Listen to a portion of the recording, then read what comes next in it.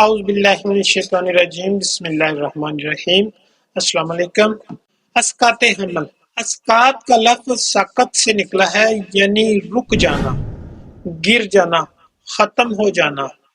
Medical میں اسقاط حمل سے مراد وضع حمل کے معینہ وقت سے پہلے حمل کا ضائع ہو جانا، یعنی بچہ مر جاتا ہے یا مرا ہوا بچہ پیدا ہوتا ہے۔ اگر وقت معینہ سے کچھ ہفتہ، دن یا کچھ ماہ پہلے بچہ زندہ پیدا ہو اور ٹھیک ہو تو اسے اسقاط نہیں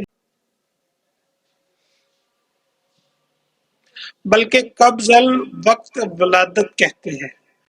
اسباب اسقاط حمل: حاملہ کو چوٹ لگنا، حاملہ کا گر جانا، قوی مسل دوا کھا لینا، شدید خوف و غم، جسمانی ضعف اور نکاہت، سوزاکی مادہ کی زیادتی، عاشق ہونا، اختناق الرحم کی پرانی مریضہ ہونا، حیضہ کا شدید حملہ ہونا، آنول کی خرابی ہونا، رطوبات جنین کا زیادہ ہو جانا، رطوبت جنین کا ضائع ہو جانا، جنین کی لاغری اور کمزوری، مشیمہ کی کمزوری، رحم میں جنین کا مر جانا۔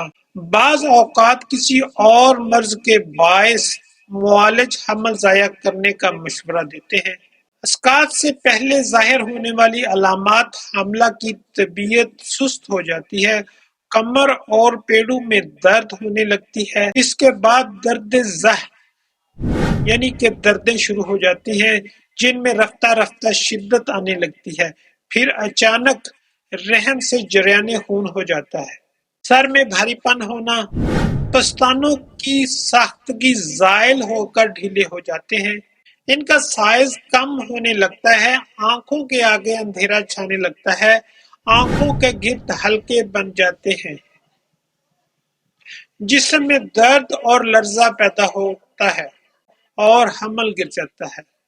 علاج کے لیے ابتدائی علامات ظاہر ہونے پر فوراً محافظ اسقاط دوا 1 ٹی اسپون دن میں 3 بار ہمراہ نیم گرم دودھ دیں۔ مریضہ کو مکمل بیڈ ریسٹ کروائیں۔ نسخہ محافظ اسقاط حاضر خدمت ہے۔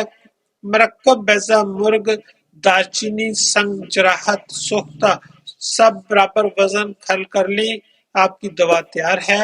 اگر خون زیادہ بہہ چکا ہو اور اندیشہ ہو کہ حمل گر ہی جانا ہے تو اس وقت مخرج جنین کاڑھا دیں تاکہ مریضہ کو زیادہ تکلیف نہ اٹھانی پڑے۔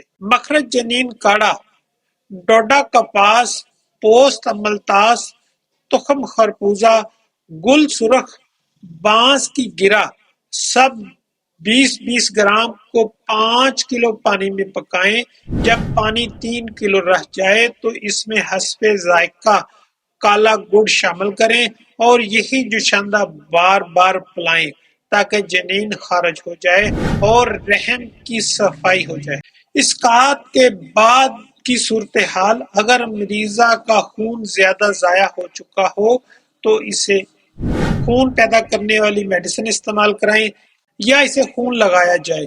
اسقاط کے بعد اگر 2-3 روز تک مشیمہ از خود خارج نہ ہو تو جوائن اور سوئے کا قہوہ بنا کر بار بار پلائیں، کیونکہ اگر مشیمہ اندر ہی رکنے سے تعفن پیدا ہو جائے تو یہ تعفن خون میں سرایت کر سکتا ہے جس سے فساد خون، سرخ باد اور سرسام تک نوبت پہنچ کر مریضہ ہلاک ہو سکتی ہے۔